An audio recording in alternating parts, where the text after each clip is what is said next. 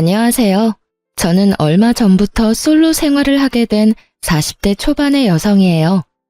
제가 당한 일들이 너무 열받고 짜증나서 이혼하고 나서 이렇게 사연글을 남겨보네요. 저와 이혼한 남편은 저보다 4살 어린 남자였어요. 저는 남편과 사귈 당시에 회사에서 이미 꽤 돈을 벌고 있었고 오랫동안 근속하여 직급도 여자치고는 높은 편이었죠. 남편은 저와는 다른 회사에서 일하는 사람이었고 본래라면 우리에게는 어떠한 접점도 없었을 테지만 아주 우연하게 만나게 됐어요. 친구가 결혼식 청첩장을 돌릴 거니까 나오라고 했는데 거기에 여자 쪽, 남자 쪽 친구 모두 부른 거였어요. 남편은 남자 쪽 관계자로 나왔었는데 알고 보니 직장 후배였다고 하더군요. 그렇게 만나서 이야기하다가 생각보다 사람이 괜찮다는 느낌에 한두 번 더 보고 뒤에 사귀게 되었던 거죠. 정말로 그 당시에는 결혼까지는 가지 못할 거라는 생각을 했어요. 나이도 차이가 좀 나는 데다가 저는 딱히 결혼할 생각은 없었거든요. 혼자 사는 것도 나쁘지 않다고 생각했는데 그 남자와 주말마다 함께 있는 시간이 생각보다 편하고 좋아서 결혼을 결심하게 됐어요. 물론 청혼은 남편이 먼저 했고요. 그때는 주변에서 정말 잘 어울리는 커플이라고 그렇게 칭찬을 했었는데 어째서 지금은 이 모양 이 꼴이 되었는지 정말 이해가 되지 않아요. 남편과 저 사이에 다른 점들이 많았지만 저희는 최대한 상대방을 존중하며 잘 조율해가고 있었어요. 하지만 딱 한 가지만은 서로 양보할 수 없는 일이 있었어요. 바로 돈과 관련된 일들이었죠.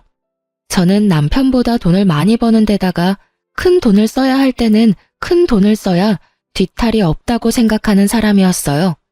특히 가방, 옷, 구두, 장신구 같은 건 하나를 마련하더라도 제대로 좋은 걸 마련해야 한다고 생각했죠. 중요한 장소나 중요한 상황에 사용할 것들은 좋은 것으로 마련하는 것이 저에게도 좋은 이미지를 심어준다고 생각하고 있었거든요. 그렇다고 제가 엄청나게 많은 명품을 쇼핑하는 그런 쇼핑광은 아니에요. 2년에 한 번 짝수년도의 제 생일에 저를 위해 준비를 한 물건들이었어요. 충분히 월급을 모으면 살 수 있는 물건들이었죠. 터무니없을 만큼 비싼 브랜드보다는 최대한 나이에 맞는 가격대가 조금은 저렴한 브랜드를 선호했고요.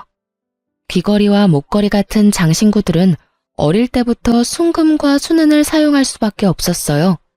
금속 알러지 때문에 어릴 때부터 하나씩 유행에 타지 않는 디자인으로 골라왔었거든요. 그랬기 때문에 평상시에 입는 옷들이나 가방은 그리 비싸지도 않고 가끔은 정말 홈쇼핑에서 파는 4개 몇만 원짜리 옷이 거의 대다수였어요.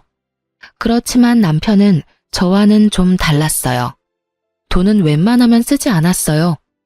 그런 점이 신중하다고 생각했지만 지금에 와서 보면 그냥 구두쇠 쫌생이었을 뿐이었어요.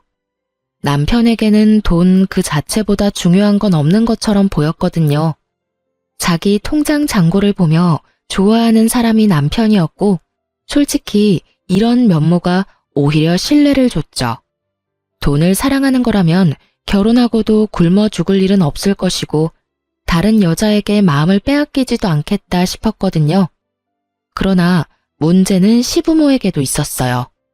시부모와의 첫 만남에서 아주 눈밖에 나버렸거든요. 첫 만남에서 그럴 일 크게 없는데 말이죠. 그건 상견례 날이었어요.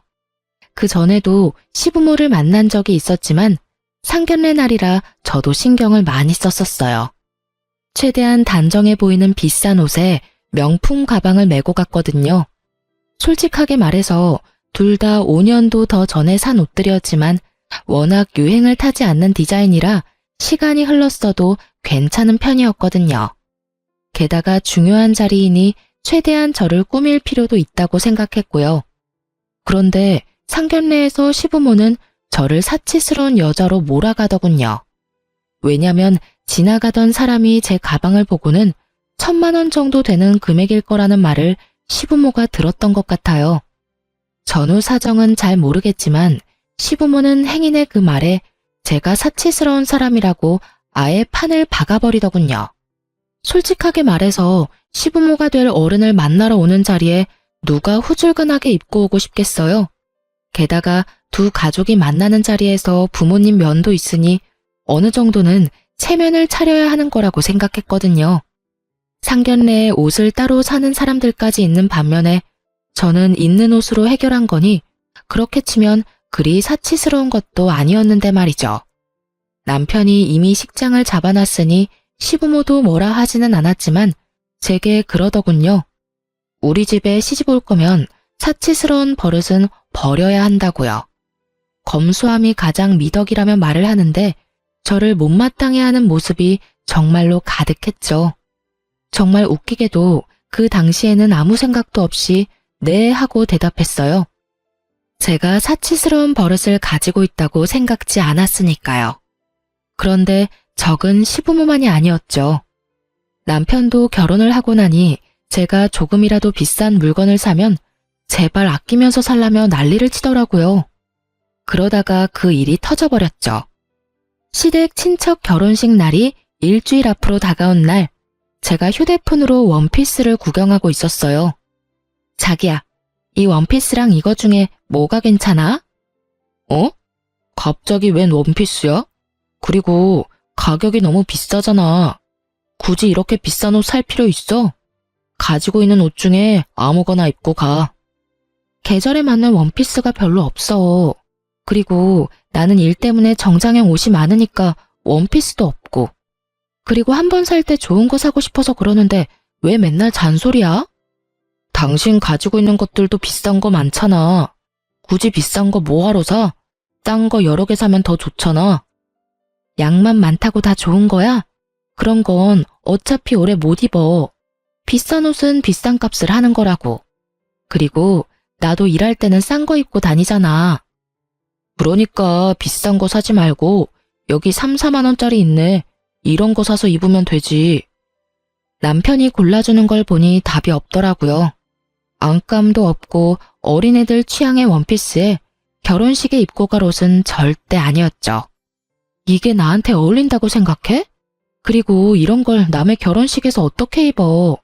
솔직하게 말해서 내가 돈을 허투루 쓰면 나도 할 말 없어. 그치만 내가 1년에 옷 사는 돈이나 당신이 1년에 옷 사는 돈이나 똑같은 건 알고 있지? 당신은 싼 걸 100벌 사고 나는 비싼 걸 5벌 살 뿐이야. 그런 나한테 매번 사치스럽다고 검소하게 굴라는 건 좀 어이없는 일 아니야? 솔직히 당신이 비싼 물건이 많은 건 사실이잖아. 이러니 엄마도 매번 걱정하는 거고. 그렇다고 내가 당신한테 돈을 더 달라고 했어? 아니면 당신한테 돈을 빌린 적이 있어? 그런 적도 없는데 왜 내가 당신한테 그런 잔소리를 들어야 하냐고. 그리고 내가 돈 모아놓은 게 당신이 모아놓은 거보다 훨씬 많아. 그런데 왜 내가 과소비하는 것처럼 말하는데? 이거 봐. 본인이 잘못한 것도 모르고 고칠 생각도 안 하네. 이러니까 우리 엄마가 당신한테 매번 그러는 거라고. 선 넘지 마. 내가 뭘 잘못했는데? 비싼 거 사면 다 죄인이야? 내가 다른 사람 20벌 살 거 1벌만 사겠다는 게 그렇게 욕먹을 짓이야? 눈이 있으면 옷장을 봐. 거기에 내 옷보다 당신 옷이 훨씬 많은 건 몰라서 그래? 가격만 저렴한 옷이 수백 벌 있는 당신한테 내가 왜 그런 소리 들어야 하는데? 그리고 어머님 운운하는 것도 웃겨. 어머님도 얼마 전에 결혼식 가신다고 가방 하나 마련하지 않았어? 그것도 당신 때문이잖아. 당신이 비싼 거 들고 있으니 어머님이 비교되는 것 같다고 하시잖아. 그러게 왜 사람들을 그런 식으로 만들어? 그게 내 잘못이니? 그리고 그래서 내가 신혼여행 돌아오면서 명품백 어머님한테 사드리자고 했을 때 당신이 반대했잖아. 그때 사드렸으면 그런 말 듣지도 않았겠지. 결국 제 말에 대꾸할 말이 없었는지 남편 놈이 모르겠으니까 알아서 하라며 나가더군요. 저도 열이 받을 대로 받았어요. 제가 뭘 잘못했어요? 남들이 싼 걸로 여러 개 살 때 모아두고 아껴뒀다가 비싼 거 하나 사는데 그게 왜 남들한테 욕먹을 짓이 된 건지. 그렇게 친척 결혼식 날이 오고 저는 남편과 따로 이동하기로 했어요. 제가 가야 할 곳이 있다고 하고 남편을 먼저 보낸 거죠. 그리고 저는 남편이 제게 추천한 저에게는 맞지도 않은 원피스에 단화를 신고 명품백 대신에 에코백을 메고 결혼식장에 도착했어요. 결혼식장에 들어서니 다들 안 보는 척 보고 있더군요. 시부모와 남편이 눈에 보여 아는 척하며 다가갔더니 시부모가 화난 얼굴로 저한테 그러더군요. 너 이게 무슨 꼴이야? 이러고 남의 결혼식장에 와? 안감도 없어서 훤히 비치는데. 어머님, 이 원피스는 남편이 골라준 3만 원짜리 원피스예요. 비싼 거 절대 사지 말라고 화를 내면서 이걸 골라주더라고요. 남편 의견대로 입고 왔는데 어디 이상한가요? 그리고 어머님도 항상 저한테 비싼 거 가지고 다닌다고 뭐라고 하시잖아요. 그래서 최대한 검소하게 입고 온 건데. 아무리 검소해도 때와 장소가 있는 법인데 너 정말로 며느라기한테 저 옷 입으라고 했어? 아니, 잠깐 싸우다가 제일 싼 옷이 있길래 이야기한 것뿐이에요. 설마 제가 일부러 그랬겠어요? 그렇게 별로야? 평소에는 그렇게 비싼 거 입지 말라더니 이런 거 입고 오니 아예 옆에 있기 싫어? 당신 원하는 대로 해줬는데 왜 싫을까? 그렇게 말하자 남편이 한숨만 푹푹 쉬더군요. 제가 왜 친지 가족들 모이는 자리에서 비싼 걸 입는데요. 남편 체면 세워주려는 것도 모르고 사람을 그렇게 구박하다니. 후줄근하게 입은 제 모습에 아예 곁으로도 안 오려고 하면서 매번 검소 타령은 왜 하는 거냐고요. 그리고 시모를 보니 시모는 남편 말대로 명품 가방을 하나 마련해서 가지고 왔더군요. 어머님, 가방을 새로 사셨네요? 검소한 거 따지시는 분이 명품 가방 가지고 있는 거 보니까 기분이 많이 이상하네요. 항상 사치스럽다고 싫어하셨잖아요. 그래서 저도 오늘은 에코백을 준비해 왔는데 오늘따라 안 맞았네요. 제 말에 시모는 뭐라 말해야 할지 모르더군요. 아마 제가 좋은 옷과 가방을 들고 올 거라고 생각한 듯 했어요. 그런데 막상 후줄근한 모습으로 나오니 그것도 싫은 모양이었죠. 도대체 어느 장단에 맞추라는 건지. 며느리가 안 꾸미고 후줄근하게 다니면 그 욕은 남편과 시모가 듣는다는 걸 모르는 것 같더라고요. 주위에 있는 사람들도 우리 대화를 들었는지 아니면 그런 짐작을 했는지 수군거리더군요. 모르는 사람이 들으면 시모와 남편이 며느리를 갈궈서 저렇게 후줄근하게 입고 오게 된 줄 알 테니까요. 하긴 다를 건 없었죠. 결혼 후 내내 저를 마치 낭비벽 환자처럼 몰아가며 사치스럽게 굴지 말라며 잔소리해댔으니까요. 그런 사람들이 명품을 가지고 있으면서 아무것도 없는 며느리 혼내는 걸로만 보일지도 모르죠. 아니면 불쌍한 며느리만 아무것도 가지지 못한 것처럼 보일 수도 있고요. 결국 시부모는 주변에서 한 소리 듣게 됐죠. 그리고는 그 뒤로는 사치니 검소니 그딴 소리 안 듣게 됐어요. 결혼식에서는 사진도 못 찍게 하는 바람에 가족 사진도 못 찍었죠. 후줄근하게 입고 다니면 옆에 오지도 못하게 하고 비싼 거 입고 다니면 돈지랄 하냐며 잔소리하는 시댁 행태에 정말 어이가 없었지만 그래도 이번 일을 기회로 잔소리는 더 이상 듣지 않게 됐어요. 제가 빡 돌면 이런 짓을 저지른다는 걸 알게 된 남편과 시모는 그 뒤로 저한테 아무 말 하지 않았어요. 그래서 정말 편하게 결혼 생활을 할 수 있었죠. 그리고 결혼 4년 차쯤에 애를 가지려고 그렇게 애를 쓰던 그때 저는 제 물건이 사라지는 일을 겪게 됐어요. 제 물건과 옷을 보관하는 옷장에 넣어둔 가방 하나가 감쪽같이 사라졌더라고요. 제가 어디 잘못 놔둘 성격도 아니고 비싸게 주고 산 물건이 있는 만큼 모든 것은 제자리에 두고 있거든요. 그런데 자주 쓰지는 않던 가방이 사라지니까 당황했죠. 그것도 집안에 놔둔 게 사라져버렸으니 의심할 사람은 남편뿐이었잖아요. 저는 먼저 남편에게 물었어요. 여보, 혹시 저기 있던 가방 못 봤어?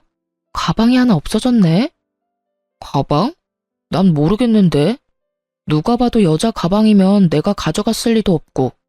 혹시 다른 데 놔두고 잊어버린 거 아니야? 태연스러운 남편 말에 저는 정말로 심각하게 제가 잊어버린 게 아닐까 하는 생각이 들 정도였어요. 그렇지만 아무리 생각해도 다른 데 놔둔 생각이 들지는 않아서 현관 앞을 비추는 홈캠을 뒤져봤어요. 그 홈캠은 결혼 초에 달아놓은 건데 당시 근처에 도둑이 많이 들어서 입구를 비추는 홈캠을 달아놨던 거예요. 그리고 달아두고는 항상 잊고 있던 것이기도 했고요. 그리고 누군가 제 가방을 들고 나오면 찍힐 정도는 됐죠. 그렇게 확인을 했더니 남편이 가져갔더군요. 당황했죠. 그걸 가져갈 일이 없으니까요. 솔직하게 말하면 엄청 비싼 것도 아니고 브랜드로 치자면 중저가의 디자인도 애매한 가방이었거든요. 저도 그래서 사놓고 보관만 해뒀던 건데 사실 가지고 있는 것 중에는 가장 새 것처럼 보이긴 했거든요. 처음에는 남편이 이걸 가져가서 팔았나 의심했어요. 워낙 돈 좋아하는 남자이기도 하고 이렇게 새 것처럼 보이는 걸 가져갔으니. 하지만 굳이 가져갈 거면 더 비싼 게 있는데 왜 그걸 가져갔나 싶은 마음도 있었거든요. 아니면 시모에게 갖다 줬나 싶었는데 그건 또 아니었어요. 애매모호한 상황에 남편을 의심하는 것도 좀 그렇고 하나 정도는 용서해주겠다는 생각을 하면서 일단 제가 가진 물건들 중 비싼 건 다 친정으로 옮겨놨어요. 그리고 원래 있던 자리에는 가짜 물건들만 채워넣었죠. 남편이 계속 이런 일을 할지 하지 않을지도 알아내야 했지만 그 이상으로 제 물건들 중에 더 비싼 물건을 잃어버리고 싶지 않아서 선택한 방법이었어요. 그렇게 한 달이 지났는데 물건들은 그대로였어요. 그래서 저는 남편에게 차라리 물어보고 다시 진품을 가져올까 하는 생각을 했죠. 그런데 그 생각을 한 저녁에 집에 왔더니 제 물건이 또 없어졌더군요. 도금된 팔찌와 목걸이였죠. 어차피 사용하지 않는 물건이었지만 도대체 이것들이 어디로 가는지는 궁금했어요. 남편이 팔았나? 그것도 아니면 누구에게 줬나? 온갖 생각이 들었죠. 그래서 남편에게 이야기하겠다는 생각을 일단 접고 일단 남편 뒤부터 캐기로 했죠. 쓰지 않고 모아뒀던 연차를 몰아쓰고 일주일을 내리 남편 뒤만 쫓았어요. 친구 차 빌려서 내심 안 들키도록 주의해서 쫓았는데 처음에는 남편이 아무런 행동도 안 하더군요. 그래서 제가 너무 예민했나 싶었는데 5일째 되던 날 딱 꼬리를 잡았죠. 남편이 웬 여자와 밖에서 만나는 걸 발견했거든요. 제가 한 번도 다녀본 적 없는 장소였고 남편도 제가 본 적 없는 옷을 입고 있더군요. 만약 스쳐 지나갔다면 남편인지 못 알아봤을 거예요. 두꺼운 뿔테 안경까지 쓰고 있으니 정말 딴 사람 같았거든요. 그리고 상간녀를 살피는 순간 남편이 제 물건을 어디에 사용했는지 알 수 있었죠. 그 여자의 어깨에는 제 가방이 자세히 살펴보니 팔찌와 목걸이도 이미 목과 팔에 있더군요. 순간적으로 화가 확 올랐어요. 저한테 왜 이런 일이 벌어져야 하는지 정말 눈앞이 캄캄하더군요. 분노와 답답함으로 아무것도 못하겠더라고요. 그날은 사진과 동영상을 찍고는 온몸에 화가 뻗쳤는지 몸살 기운이 있어 집으로 돌아왔어요. 거의 몸져 누워있는데 자정이 다 돼서야 남편이 집으로 들어오더군요. 증거를 더 모을 때까지 남편에게 제가 알고 있다는 걸 알리기 싫어서 겨우 말을 꺼냈는데 생각보다 더 뾰족한 목소리가 나와버렸어요. 당신 도대체 어디 있다가 이제 오는 거야? 친구 좀 만나고 왔어. 왜 이렇게 기분이 나빠? 기분이 왜 나쁘냐고? 아픈데 남편이라는 사람이 들어오지도 않고 연락도 안 되니까 짜증난 거지. 어디가 아픈데? 몰라. 결국 제가 더 열받아서 열이 올라서 남편을 내버려두고 방으로 들어와 이불부터 푹 뒤집었었어요. 그런데 남편 놈 마음이 바뀐 게 티가 여기서 나더라고요. 그전에는 제가 아프다고 하면 죽이며 약이며 챙겨주기 바쁘던 남편이 다음날이 되어도 다다음날이 되어도 제게 관심 하나 없더군요. 아프냐고 묻지도 않더라고요. 거기서 제 인내심은 뚝 끊어졌죠. 그 여자에게 잠깐 홀릴 수는 있다고 생각해요. 잠시 눈이 갈 수 있지.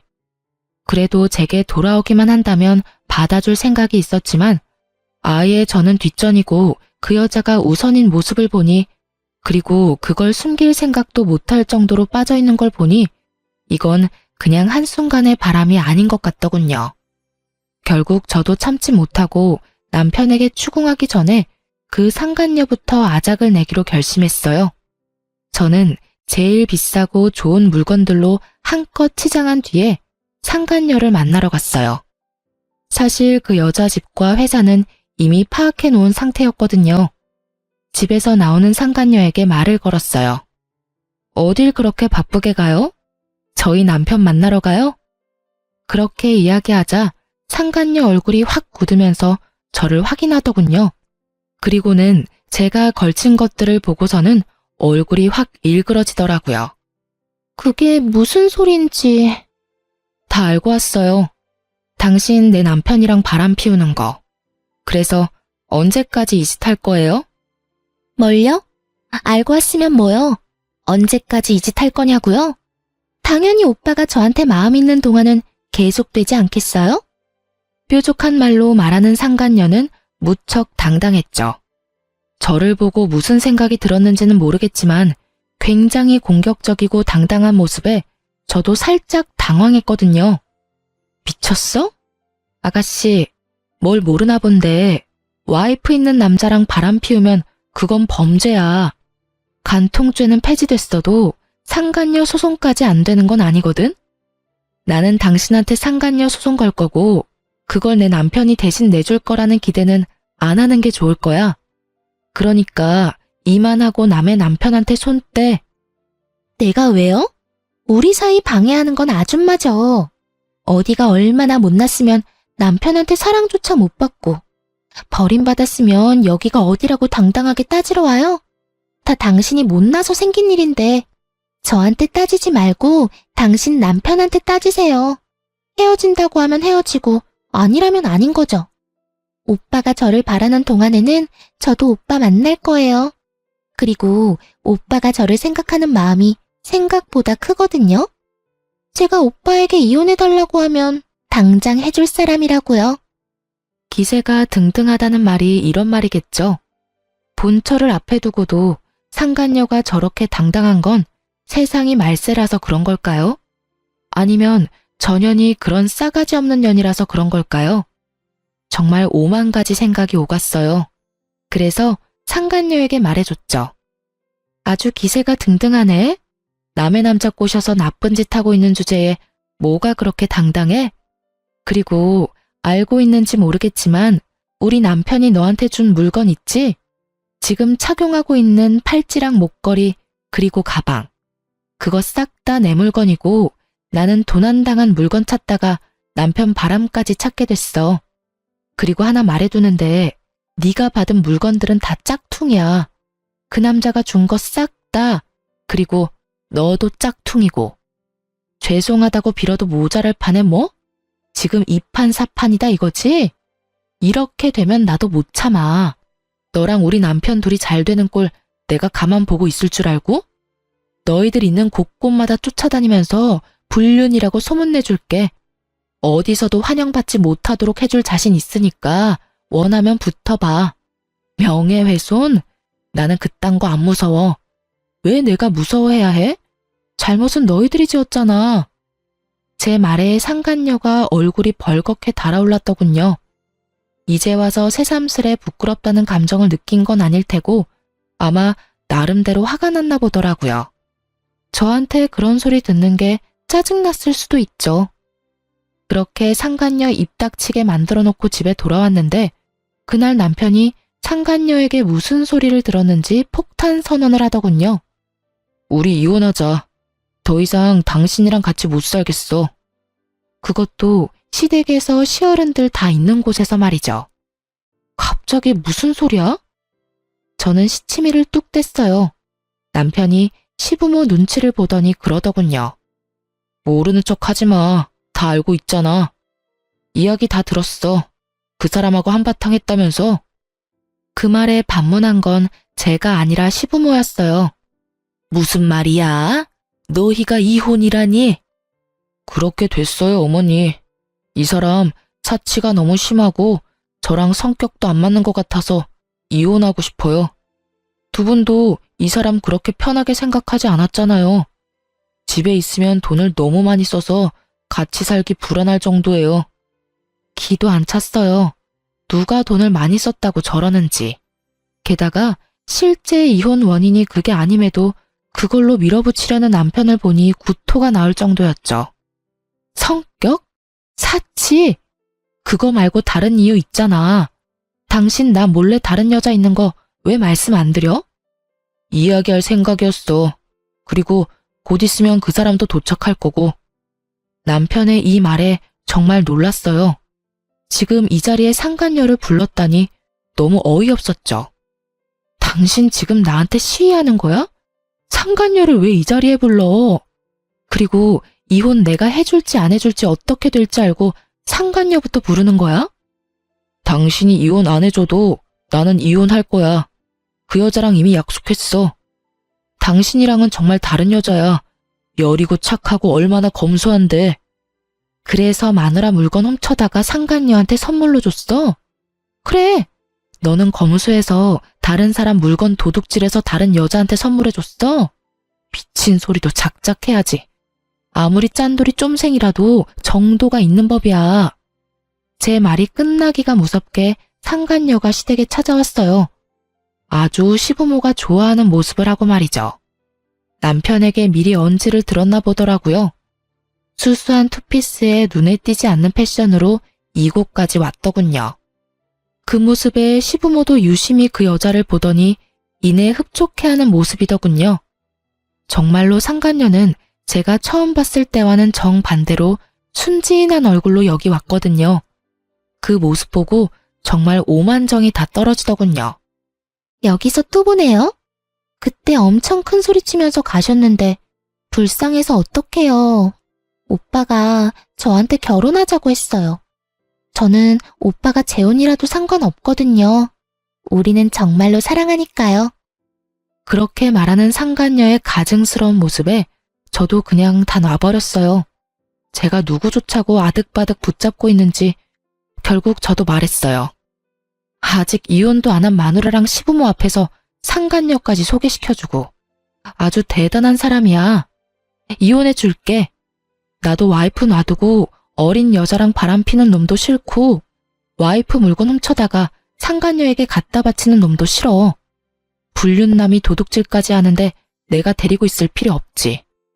대신 이혼은 무조건 소송으로 갈 거야. 나는 합의는 절대 안 해. 알지? 당신은 소송이든 합의든 유리한 거 하나도 없어. 그리고 상간녀, 너도 마찬가지야. 내가 상간녀 소장 당신 회사나 집으로 날려줄 테니까 어디로 올까 전전긍긍하면서 열심히 기다리고 있어. 예, 그런데 왜 우리 아들이 이혼에 책임이 있어? 바람 좀 핀 거 이해 못 해주는 여자가 잘못이지. 이해하고 못하고가 아닌 거 아시죠? 지금 저 사람 딴 년 데리고 결혼하겠다고 온 거거든요. 눈이 있으면 좀 보시라고요. 이해를 해주면 뭐요? 첩년이라도 끼고 살도록 두 집 살림하도록 놔두라는 말이에요? 세상이 어떤 때인데 앞뒤 구분도 못하고 아들 편만 들어요? 그럼 우리는 네가 우리 아들 돈으로 명품이나 사재 끼고 낭비벽이 심한 걸로 소송할 거야. 누가 누구한테 뭘 사줘요? 당신 도대체 시어른들한테 뭐라고 거짓말한 거야? 어머님, 똑바로 들으세요. 제가 가지고 있는 비싼 물건들 중에 남편이 사준 거 단 하나도 없어요. 남편이 워낙 구두쇠라 결혼 반지도 반반 나눠서 했다고 하면 말 다 한 거 모르세요? 그렇게 우기고 싶으면 열심히 우기셔도 돼요. 어차피 저는 제가 산 물건들 카드값이며 현금 영수증이며 다 제 돈에서 빠져나간 거 증명 가능하니까요. 미친놈이 불륜에 도둑질만 한 줄 알았더니 부모 상대로 거짓말까지 해? 네가 사람 새끼냐? 짐승 새끼도 이딴 짓은 안 할 거야. 제 말에 시부모는 꿀먹은 벙어리가 됐어요. 그리고 남편 놈도 당황하고 있었죠. 막판에 자기가 한 거짓말이 들통날 줄은 몰랐나 봐요.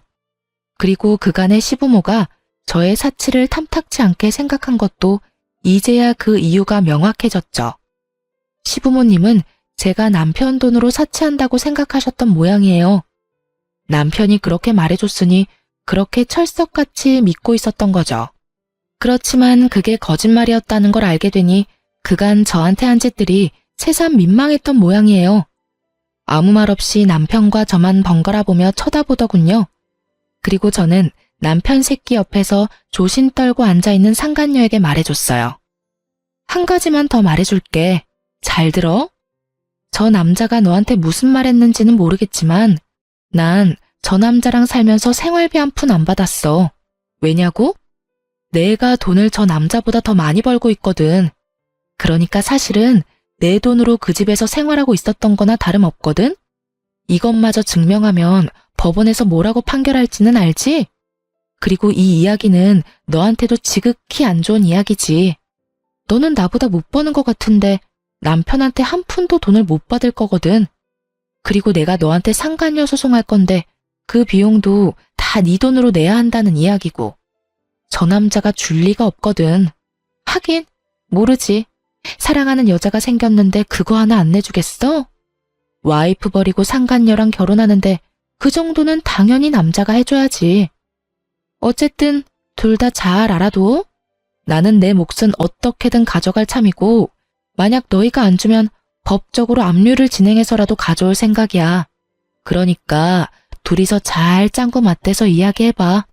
상간녀가 못 믿겠다는 표정을 짓고 있더군요. 하긴 믿든 안 믿든 상관없죠. 저는 사람은 변하기 어렵다고 생각하거든요. 남편 놈 구두쇠 기질이 여자 한 명 잘못 만났다고 바뀔 리 없죠. 게다가 제 물건 도둑질해서 상간녀에게 선물해 준 걸 보면 더더욱 상간녀에게 돈 드리고 싶어 하지 않는 모양이고요. 당신 무슨 말을 그렇게 해? 내가 이 사람한테 그런 짓을 할 리 없잖아. 당신이랑은 다른 여자라고. 이 여자는 소중하게 대해줄 거야. 남편의 말에 상간녀가 내심 안심하는 표정을 짓더군요. 말이면 뭔들 못해요. 영원히 사랑하겠다고 해놓고는 상간녀랑 바람피고 있는 놈인데요.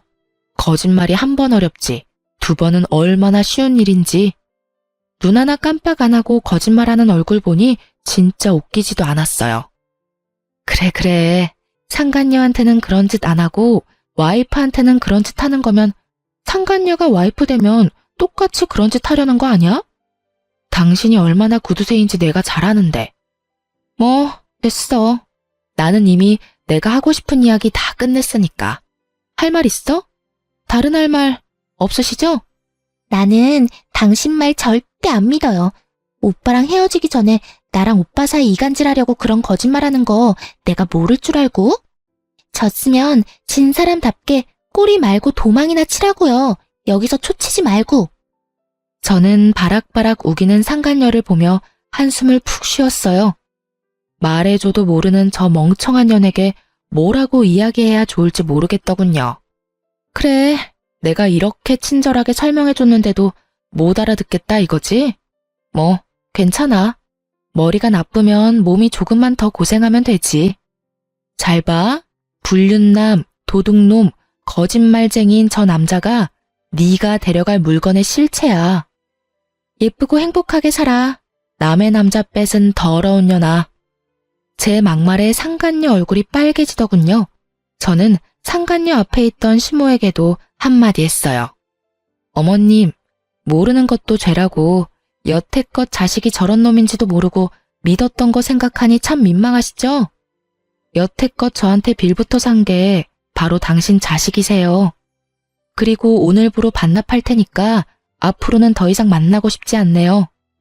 뭐 며느리 그렇게 마음에 들어하지 않았는데 마음에 쏙 드는 여자가 와서 다행이죠.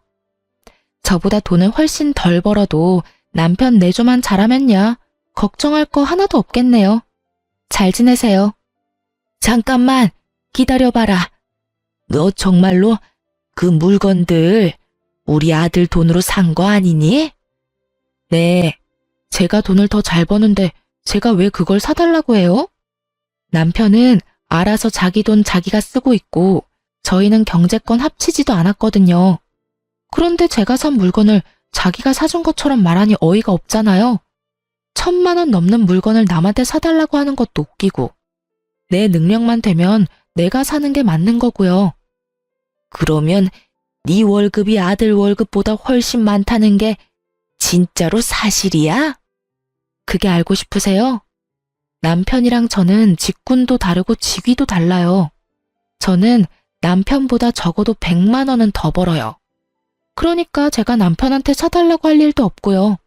못하면 월급 명세서 보여드려요? 제가 메일로 온 월급 명세서를 보여주고 나서야 시모는 제게 아무 말도 안 하더군요.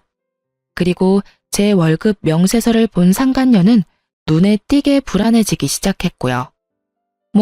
딱 보니 제 말이 사실인 것 같아서 초조한 거겠죠. 상간녀가 이런 초강수를 둔 건 아마 제가 비싼 물건으로 치장하고 간 탓이 큰 것 같았거든요. 명품을 걸친 제 모습에서 자신의 미래를 본 거겠죠. 돈의 출처가 아예 달라서 그런 미래는 없겠지만요. 서서히 밝혀지는 진실이 자기 생각과는 전혀 다른 방향이라는 걸 깨닫고 당황한 것처럼 보이기도 했어요. 당신도 월급 명세서 보여드려. 그래야 마지막 의문이라도 풀리실 거 아냐? 당신이 나를 이날 이때까지 남편 돈으로 사치나 부리는 여자로 만들어놨는데 마지막 오해는 풀도록 만들어드려야지. 그래야 어른들도 내가 왜 이렇게 발악하는지 잘 알겠지? 제 말에도 남편은 별 반응 없더군요. 시부모는 이미 남편 월급 수준을 아는 모양이었고 상간녀도 그런 모양이었어요. 상간녀는 남편이 아무것도 부정하지 않자 더 당황한 모습이었죠. 남편이 엄청나게 잘 벌어서 마누라한테 명품 사준 거라고 착각하고 있었을 테니까요. 정작 그 남편 새끼가 결혼 반지마저 반띵하는 완전 쫌생이 대장이었다는 걸 깨닫고 나니 지금 이 자리에 잘못 온 건 아닐지 걱정하고 있는 것 같았어요. 와이프에게 돈을 쓰기는커녕 와이프 물건 훔쳐다가 상간녀에게 선물하는 쓰레기가 자신이 빼앗은 남자라는 게 믿기지 않는 것처럼 보이기도 했죠. 저는 상간녀를 아래 위로 쳐다보며 친절하게 말해줬어요. 이 정도로 검소한 사람이면 다행이네요. 이 사람이 엄청난 구두쇠의 쫌생이거든요. 돈 한 푼 건드리는 것도 벌벌 떠는 남자 옆에서 잘 살아요. 그리고 고마워요. 이런 남자 데리고 가줘서요. 이번 기회 아니었으면 평생을 고생했을 테니까요.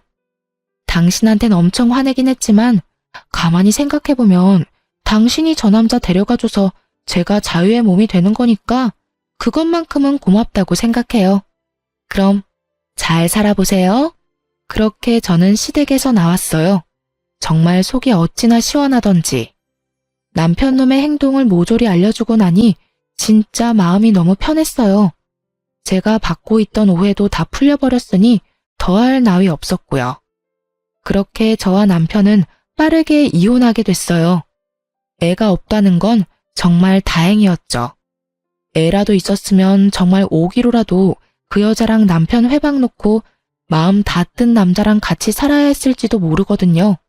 하긴 제 성격상 그렇게 살지는 않았겠지만 그래도 아이라는 존재는 그만큼 큰 비중을 차지하고 있잖아요. 없으니 좀 더 홀가분하긴 했죠. 그렇게 이혼하자마자 상간녀와 전 남편은 결혼식부터 준비를 하더군요. 상간녀 메신저에 내내 결혼식에 대한 소식이 날마다 올라왔어요. 하지만 역시나 문제가 곳곳에 보이긴 하더라고요. 상간녀는 무조건 호화롭고 비싼 결혼식을 하고 싶었던 모양이에요. 그렇지만 남편 쪽은 재혼인데다가 그렇게 크게 해서 득볼 게 하나도 없잖아요.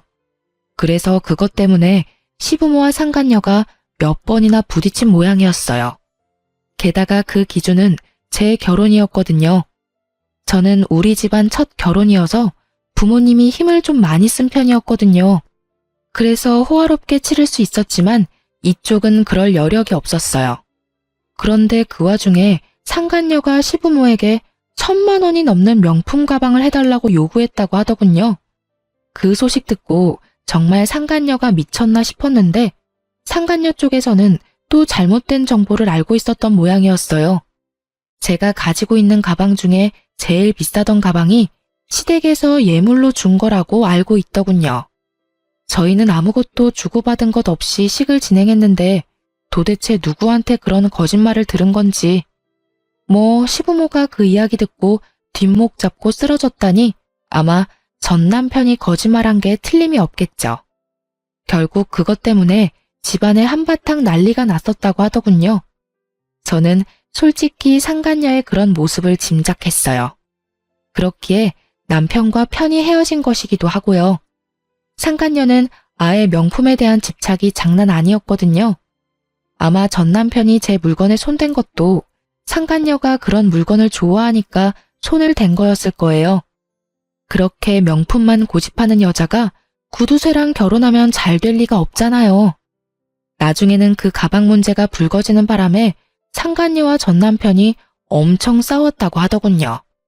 돈을 한 푼도 안 주겠다는 전 남편과 속아서 결혼하게 됐다는 상간녀가 싸울 수밖에 없었던 것 같아요. 그리고 시부모는 상간녀가 순진하고 검소한 여자인 줄 알고 맞이했다가 결국 뒤통수 세게 얻어맞은 꼴이었고요. 상간녀의 그런 행동을 눈앞에서 목격하고 나니 제가 얼마나 경우가 바른 사람이었는지 깨닫게 된 것 같았죠. 정말 그 집 이야기를 듣는데 얼마나 웃기던지. 그리고 상간녀 위자료도 결국은 상간녀가 내더군요. 제 예상대로 쫌생이 남편놈은 그걸 내주지 않았고요. 거기서 제 이야기가 모두 맞다는 걸 눈치챈 상간녀가 남편놈에게 욕을 해대며 떠나간 건 어찌 보면 당연한 수순이었죠. 그런데 두 사람의 파혼은 청첩장까지 다 돌리고 식장이며 스튜디오며 모든 것이 취소 불가 시점이 된 이후였기 때문에 그 손실은 고스란히 전 남편이 모두 떠안았다고 해요. 그 탓에 전 남편은 상간녀 찾아다니며 돈 내놓으라고 파혼으로 발생한 취소 비용 다 갚으라며 사람 괴롭히며 쫓아다니는 중이라고 하더군요. 상간녀도 참 웃기죠. 그렇게 사랑하느니 마느니 할 때는 남편과 못 붙어 먹어서 안달이더니 남편 놈의 성격을 알고 나니 벗어나려고 애를 쓰다니. 그럴 거면 왜 남의 남자를 건드렸는지 몰라요. 벌집을 꼭 쑤셔봐야 벌집인 걸 확인 가능한가요? 딱 봐도 건드리면 안 되는 건 눈에 보이는 법인데 말이죠. 결국 그렇게 주변 사람들에게 이혼 후 재혼이 파혼이 된 남자로 소문난 전 남편이 상간녀와 트러블 생긴 이후로 저한테 계속 전화를 하더군요. 몇 번 무시했는데도 전화가 계속 오길래 한번 받아줬어요. 그랬더니 정말로 뻘소리를 짓거리더군요. 내가 생각해보니까 정말로 내가 잘못했다는 생각이 들었어. 세상에 당신만큼 괜찮은 여자가 없다는 걸 왜 이제야 알게 됐는지 모르겠어. 나 정말로 당신한테 미안하고 사죄하는 마음 가지고 있어. 그리고 여전히 당신을 향한 마음도 남아있고 그 여자는 정말로 한때뿐인 여자였어. 나에 대해 잘 모르면서 결혼하자고 해놓고는 자기 마음대로 돈 못 쓰니까 헤어지자더라. 그런 여자한테 왜 홀렸는지 정말 나도 이해가 안 돼. 마치 저를 향한 고해성사와 사랑을 고백하는 것처럼 들리는 말은 하나부터 열까지 모두 변명이었어요. 본인 사랑놀이에 다른 사람 희생시켜 놓고는 그 사랑놀이가 파토났다고 다시 저한테 달려오는 꼴이 정말 보기 싫을 만큼 더러웠어요. 미안하다는 말이지? 용서해줄게. 아니, 용서하고 말고 할 게 어딨어? 이미 우리 사이 다 끝났잖아. 재산으로도 서류로도 마음으로도. 사과는 받아줄 건데 앞으로 연락은 하지 마. 우린 남이야. 그것도 악연으로 이어져서 뒤숭숭한 관계. 나는 그렇게 생각 안 해. 당신 생각 많이 했어. 내가 당신한테 한 짓들 평생을 가도 용서 못할 거라는 거 알아. 그러니까 내가 평생 용서를 구할 수 있도록 당신이 다시 돌아와주면 안 될까? 나는 당신을 놓치고 싶지 않아. 지랄 육갑을 떨고 앉았네. 평생? 내가 미쳤어? 당신 같은 놈이랑 평생을 같이 하게? 미친놈한테 허튼 소리를 들으니 정신이 나갈 것 같은데? 앞으로 나한테 연락하지 마. 그리고 이딴 미친 제안할 거면 더더욱. 한 번만 더 이딴 소리 하려고 전화하고 문자 보내면 나 당신 스토커로 경찰에 신고할 거야. 알겠어? 결국 제게서 느껴지는 살벌한 느낌에 그놈이 재빨리 전화를 끊더군요. 마누라 물건 상간녀에게 갖다 바치는 쫌생이 구두쇠 새끼는 거르는 게 답이거든요. 이렇게 글로 풀어보니 답답한 마음도 좀 편해지네요. 아직도 이때 생각하면 분노가 부글부글 하거든요. 있고 안 있고의 문제가 아니잖아요. 제 인생의 하나뿐인 결혼을 망친 놈인데. 쉽게 용서하는 것도 힘들고 있는 것도 힘든 일이죠. 그렇지만 이번 사연글을 쓰고 나서는 조금씩 지워보려고 노력할 거예요. 이런 일에 질질 끌려다니는 것도 성질에 안 맞고 전 남편을 그냥 없던 사람으로 만들고 싶은 기분이거든요. 그렇게 조금씩 잊혀졌으면 좋겠다는 심정으로 글을 썼어요. 읽어주신 분들에게 감사의 마음을 전합니다.